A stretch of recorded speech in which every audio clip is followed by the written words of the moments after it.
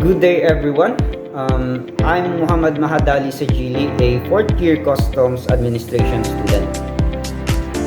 So today I'll be presenting my report on Anti-Dumping Act of the Philippines or Republic Act 8752. This law plays a vital role in maintaining fair competition and protecting local industries from unfair foreign trade practices. So let's begin. What is dumping? So dumping happens when a foreign company export goods to the Philippines at a price lower than their normal value in their own country. So for example, if a steel product sells for 50 pesos in Vietnam but is exported to the Philippines for only 20 pesos, that is dumping. It becomes unfair because it undercuts our local producers, damages domestic businesses, and creates unhealthy competition. So why dumping is unfair? Dumping is unfair because it causes economic harm. Our local manufacturers lose income, workers lose jobs, and the market becomes dependent on cheap imports. It also goes against the principle of fair trade under the World Trade Organization or the WTO rules. So what is Republic Act 8752 or the Anti-Dumping Act? Republic Act 8752, also called the Anti-Dumping Act of 1999. It protects Philippine industries from unfair import pricing caused by dumping. It aligned with the WTO anti-dumping agreement and enforced through Section 711 of the Customs Modernization and Tariff Act or the CMTA, which empowers the Bureau of Customs to collect anti-dumping duties. Elements of a dumping case. To prove a dumping case, 3 elements must exist. First, dumping. The export price is lower than the home market value. And second, material injury. The local industry is harmed or threatened. And lastly, a causal link.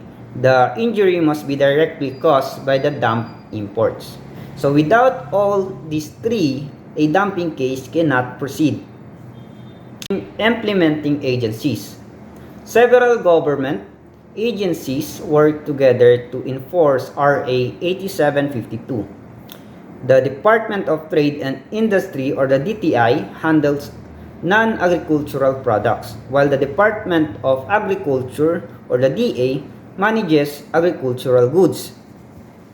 And the Tariff Commission investigates the case, and if dumping is proven, the Bureau of Customs collects the anti-dumping duties during importation.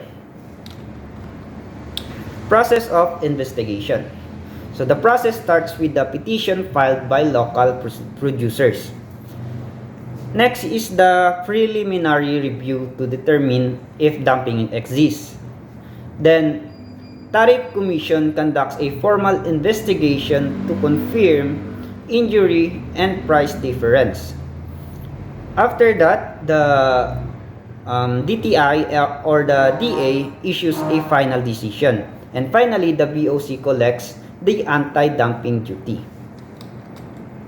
Case example. One real case is the 2019 cement dumping case involving Vietnam.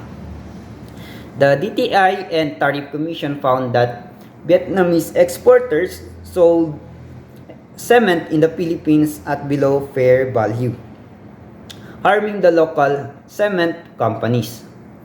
To address this, the government imposed anti-dumping duties of 210 to 916 per metric ton, protecting the local industry from unfair pricing. As a result of this measure, or the impact, local cement producers recovered. Price became more stable and fair competition was restored. This shows anti-dumping duties help create a balanced market while discouraging unfair import practices. So, role of a customs broker. As a future customs broker, I must ensure all imports declaration are accurate and compliant with anti-dumping regulations.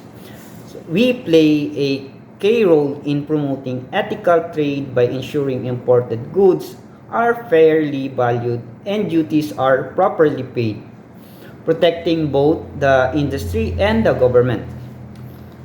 So to conclude, RA 8752, it ensures that trade remains fair and balanced, protecting Filipino industries from unfair competition.